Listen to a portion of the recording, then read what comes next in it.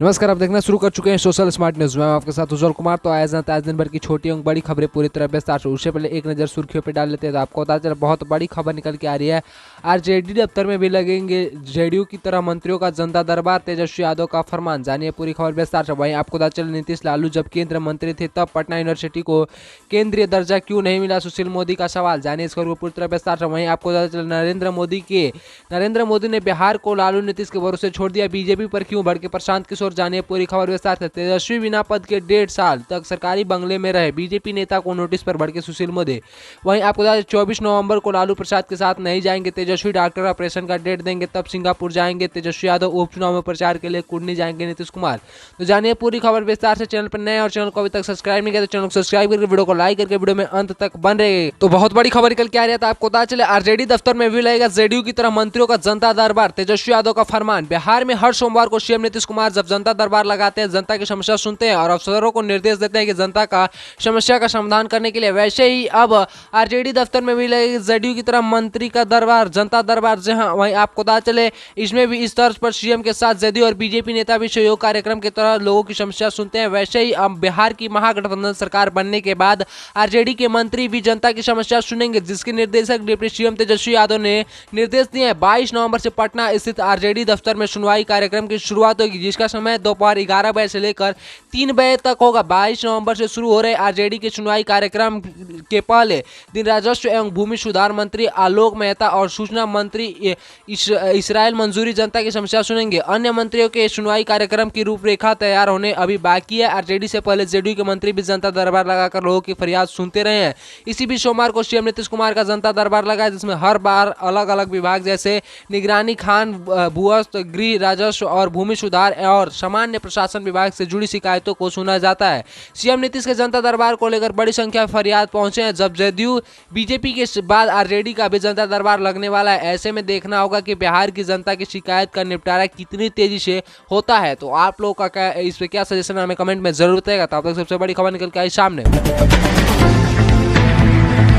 वहीं आपको पता चले बहुत बड़ी खबर निकल के आ रही है। नीतीश लालू जब केंद्र में मंत्री थे तब पटना यूनिवर्सिटी को केंद्रीय दर्जा क्यों नहीं मिला, सुशील मोदी का सवाल। पूर्व उप मुख्यमंत्री एवं राजस्व सदस्य सुशील कुमार मोदी ने कहा कि जब नीतीश कुमार और लालू प्रसाद यादव ताकतवर केंद्रीय मंत्री हुआ करते थे तब ये दोनों पटना विश्वविद्यालय पीयू को केंद्रीय दर्जा क्यों नहीं दिला पाए। मोदी ने कहा कि लालू प्रसाद तो यूपीए सरकार में इतने पावरफुल थे कि आधी रात में कैबिनेट की बैठक कर उन्हें 2005 में बिहार के राष्ट्रपति शासन के हवाले कर दिया था। उन्होंने कहा कि जिन जिलों ने वर्ष तक केंद्र की सत्ता में रहने का बावजूद पटना विश्वविद्यालय के लिए कुछ नहीं किया, वे आज ऊंची आवाज में रुदाली गा रहे हैं। मोदी ने कहा कि केंद्र सरकार ने पीएम पैकेज के तहत विक्रमशिला खंडहर के निकट नालंदा विश्वविद्यालय की तर्ज पर विश्वविद्यालय स्थापित करने का निर्णय किया है, लेकिन नीतीश सरकार 7 साल में भूमि नहीं उपलब्ध करा पा रही है। सुशील मोदी ने कहा कि पटना विश्वविद्यालय छात्र संघ के चुनाव में 4 पद जीतने से छात्र जेडीयू और उनके राजनीतिक आकाओं को ज्यादा इतराना नहीं चाहिए। आज भी विश्वविद्यालय कैंपस में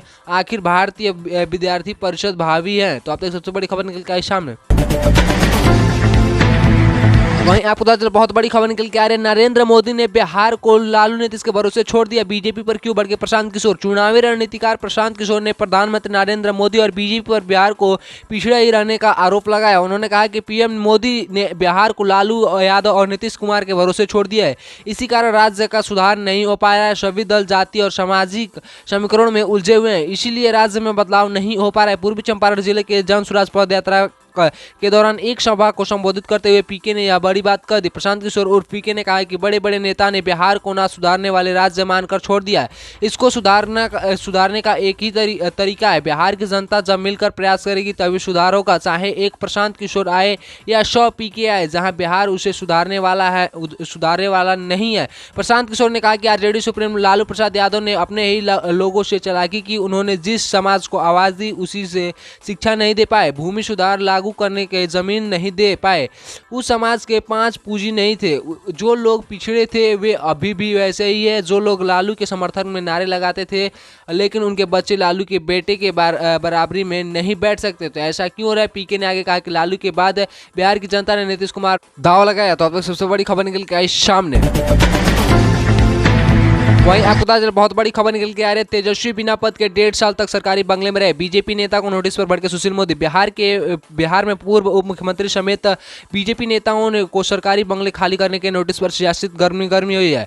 पूर्व डिप्टी सीएम सुशील मोदी ने कहा कि मुख्यमंत्री नीतीश कुमार उप मुख्यमंत्री तेजस्वी यादव के दबाव में आकर बदले की राजनीति कर रहे हैं। नीतीश सरकार बंगला खाली करने का नोटिस थमकाकर बीजेपी नेताओं से भारी भरकम जुर्माना वसूलना चाहती है। उन्होंने चुनौती देते हुए कहा कि अगर हिम्मत है तो सीएम नीतीश कुमार सरकारी आवास पर अवैध कब्जे के मुकदमे पर सिर्फ प्राप्ति करें। बीजेपी सांसद सुशील मोदी ने रविवार को कहा कि बीजेपी का कोई जनप्रतिनिधि किसी सरकारी आवास में तेजस्वी यादव की तरह जबरदस्ती नहीं रहना चाहता। सबसे बड़ी खबर निकल के आई सामने। को बताते चले 24 नवंबर को लालू प्रसाद के साथ नहीं जाएंगे तेजस्वी यादव। डॉक्टर ऑपरेशन का डेट देंगे तब सिंगापुर जाएंगे तेजस्वी यादव। उपचुनाव में प्रचार के लिए कुर्नी जाएंगे नीतीश कुमार। जानिए पूरी खबर विस्तार से। मुख्यमंत्री नीतीश कुमार मोकामा और गोपालगंज में हुए उपचुनाव में नहीं गए थे। दोनों सीटों पर महागठबंधन की ओर से आरजेडी के प्रत्याशी थे। तब नीतीश कुमार के पेट में दर्द की बात कर पटना नहीं गए थे। पटना से ही संदेश जारी किया था।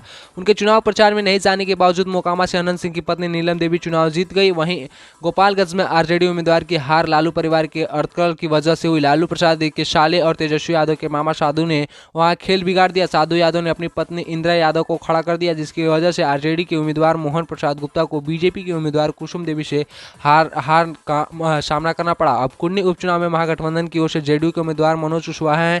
यह सीट आरजेडी के अनिल सहनी की विदाई का रद्द होने से खाली हुई है, लेकिन चुनाव के लिए यहाँ सीट ले जेडीयू ने। तो अब नीतीश कुमार जेडीयू का प्रचार करने जाएंगे। वहीं आपको कुर्नी उपचुनाव में उम्मीदवार को जीत दिलाने के लिए मुख्यमंत्री नीतीश कुमार भी चुनाव प्रचार करने जाएंगे। अब उनके पेट में दर्द नहीं है, अब वो ठीक हो चुके हैं। तो आप लोगों का क्या इस पर राय है, हमें कमेंट में जरूर बताइएगा।